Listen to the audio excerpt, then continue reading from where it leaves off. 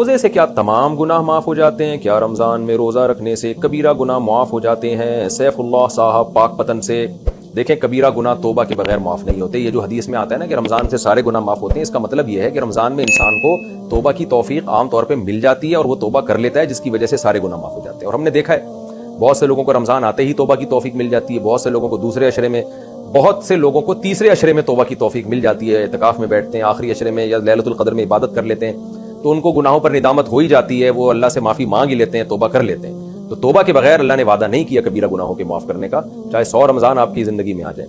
اللہ اپنی رحمت سے کسی کو معاف کرنا چاہے تو کوئی اللہ پہ تو پابندی لگا نہیں سکتا، اللہ کی رحمت بہت بڑی ہے. لیکن اللہ نے بتایا یہی ہے، اعلان یہی کیا ہے، ان الذین یکسبون الاثم سیجزون بما کانوا یقترفون، جو گناہ کما رہے ہیں ان کو سزا ملے گی. تو اس لیے توبہ کریں، رمضان کو غنیمت جانیں. حدیث میں آتا ہے کہ اس پر اللہ کی لعنت ہے جس کو رمضان کا مہینہ ملا پھر بھی اپنی بخشش نہ کروا سکا وہ.